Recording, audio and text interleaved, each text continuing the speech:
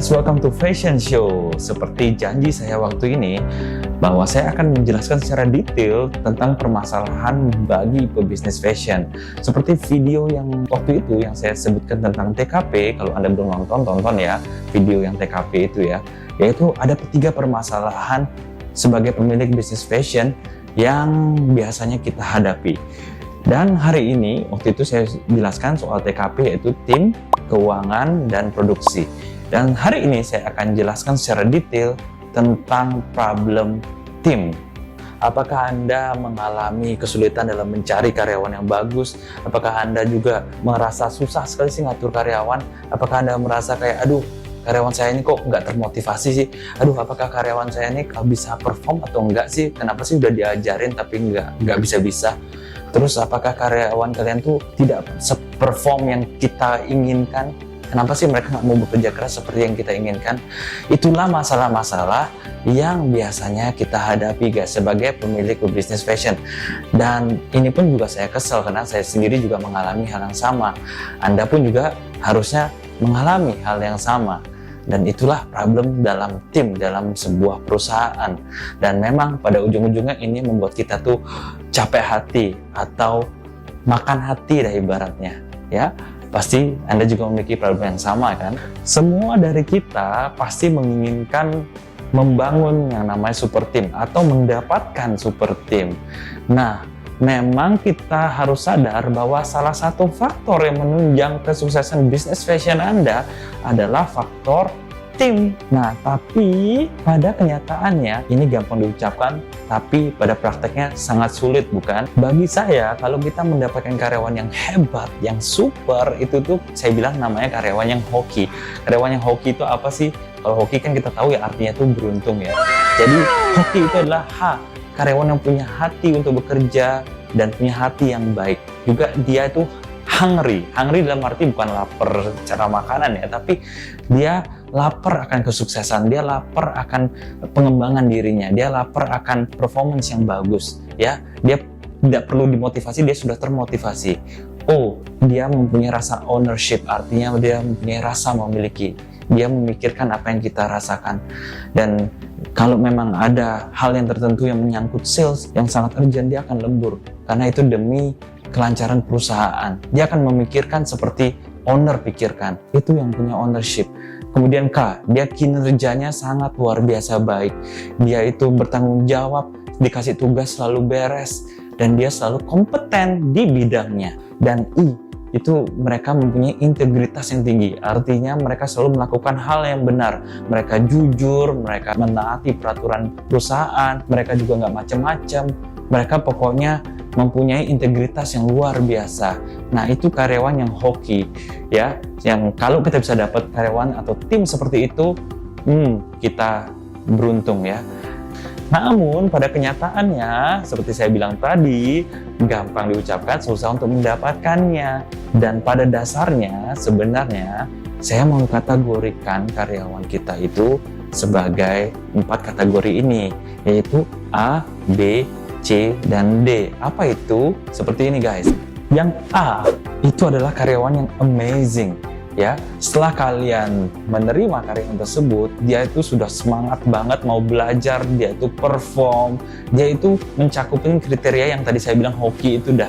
Pokoknya dia itu kompeten dan dia itu memang menyenangkan dan bisa diandalkan, bisa dipercaya, dan pokoknya tugas-tugas itu beres, bahkan dia melewati target-target yang kita kasih ke dia. Dan itu adalah karyawan yang amazing ya, itu kategori A. Kategori kedua adalah karyawan B. B itu apa? Adalah karyawan yang biasa aja, B aja deh. Artinya apa? Ya rajin sih, ya bekerja sih dengan baik ya, tapi semuanya itu biasa-biasa aja, flat aja. Dia kurang termotivasi untuk belajar lagi, untuk menantang dirinya untuk lebih lagi ya.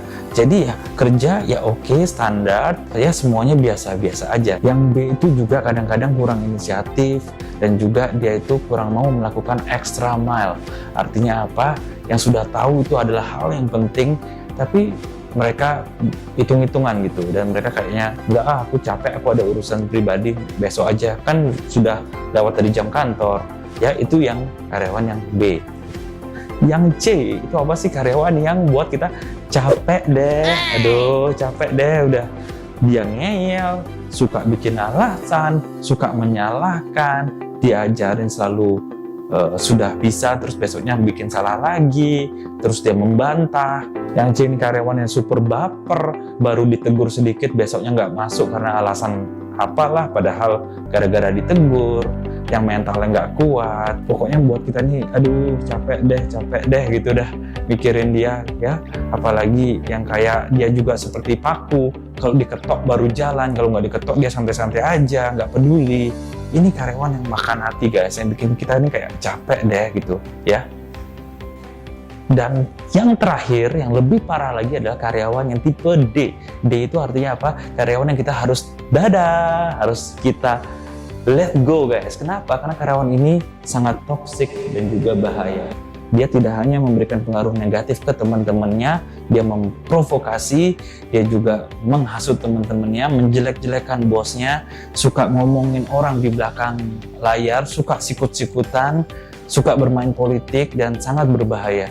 Dan dia tidak mau menaati peraturan dari perusahaan, dia selalu langgar, dan dia melakukan semena-mena apa yang dia mau. Karyawan seperti ini yang namanya saya bilang karyawan yang D, yang kita harus dada, mendingan lu pergi aja deh ke laut, atau kalau kamu baik referensikan aja deh ke kompetitor kamu. Tapi jangan ya, itu cuma bercanda. Yang jelas karyawan D ini yang paling bahaya ya, kita harus let go. Mungkin tidak cocok di perusahaan kita, mungkin dia cocok di tempat lain. Oke. Nah, setelah kita bisa menganalisa bisnis fashion kita, jangan-jangan bisnis kita ini nggak maju-maju karena terlalu banyak karyawan yang tipe C dan D, terlalu banyak karyawan yang capek deh dan dada gitu, terlalu banyak karyawan yang parah, sehingga itulah mungkin salah satu penyebab kenapa bisnis fashion kita ini tidak maju dan berkembang ya. Jadi apa yang harus kita lakukan guys? Untuk karyawan C, kita bisa memberikan coaching, kita bisa membina dia, kita bisa mencoba untuk merubah mindsetnya sehingga dia setidaknya berubah menjadi karyawan yang B ya. Syukur-syukur yang B ini juga kita coaching, kita berikan dia tantangan dan dia mau berkembang dan mau grow. Syukur-syukur dia berubah menjadi A ya.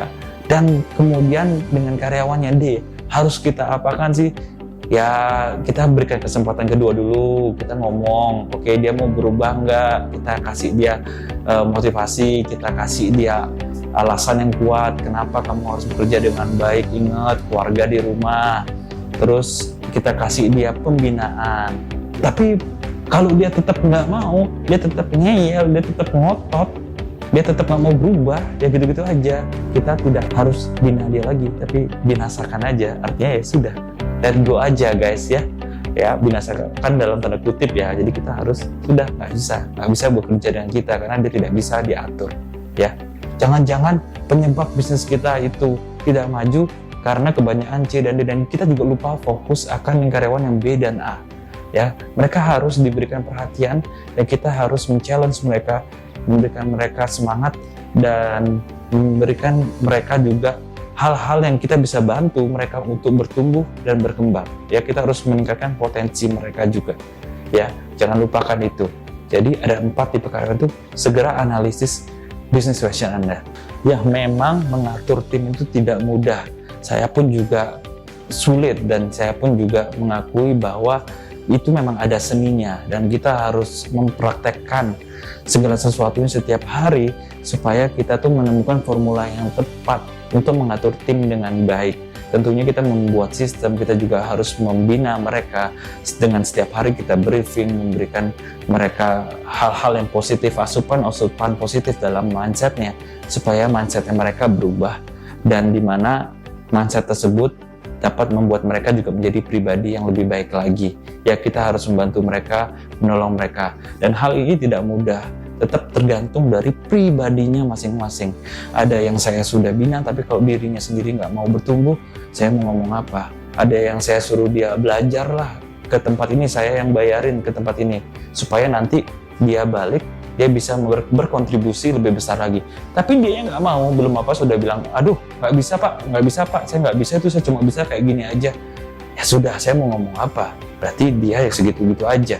dia tidak mau untuk mengembangkan dirinya lagi. Padahal kalau dia berpikir, kalau dia mendapatkan ilmu yang lebih dan dia bisa berkontribusi lebih, menurut kalian saya akan juga nggak naikin gajinya? Ya pasti kan juga saya akan ngikutin karena dia berkontribusi lebih. Ya sederhana aja. Ya cuma banyak orang tidak tergantung dari karyawannya masing-masing. Mereka tipe yang mana? Namun juga perlu diingat, kita pun juga sebagai company haruslah jadi company yang menarik untuk talent si A dan si B ini. Jadi kita harus punya reputasi yang baik sebagai company, brand yang baik, sehingga mereka pun juga happy. Orang talent yang amazing atau karyawan yang biasa pun juga happy ngelamar ke kita, karena itu yang mereka inginkan, karena kita punya reputasi yang baik. Jadi kita juga jangan lupa untuk meningkatkan reputasi dari brand kita atau company kita. Namun namanya proses perekrutan itu memang harus dilakukan guys ya. Memang kita itu mencari talent yang amazing itu memang nggak mudah.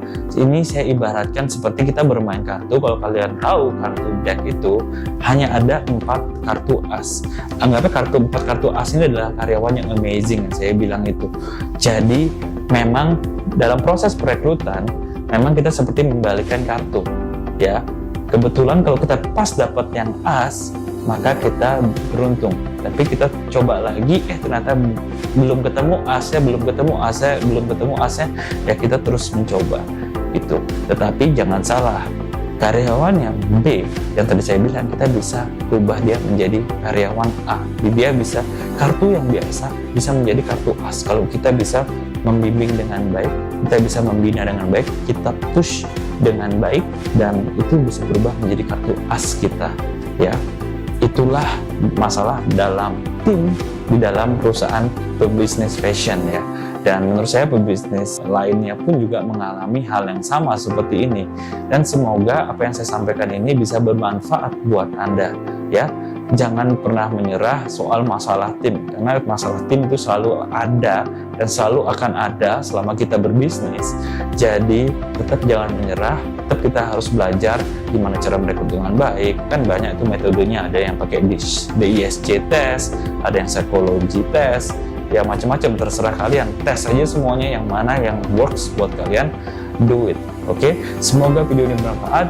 Jangan lupa untuk di like, di share, di subscribe, nyalakan loncengnya supaya saya tuh selalu semangat memberikan inspirasi atau insight-insight mengenai bisnis fashion, dan kita sama-sama bisa memajukan bisnis fashion di Indonesia, dan kita buat brand lokal Indonesia itu siap bersaing dengan brand internasional. Brand lokal itu nggak kalah bagusnya dengan brand internasional ya. Dan harapan saya adalah kita semua yang punya local brand, suatu saat nanti kita akan bisa global brand, menjadi international brand. Oke, sampai jumpa di next episode. Salam Fashion Show, bye-bye.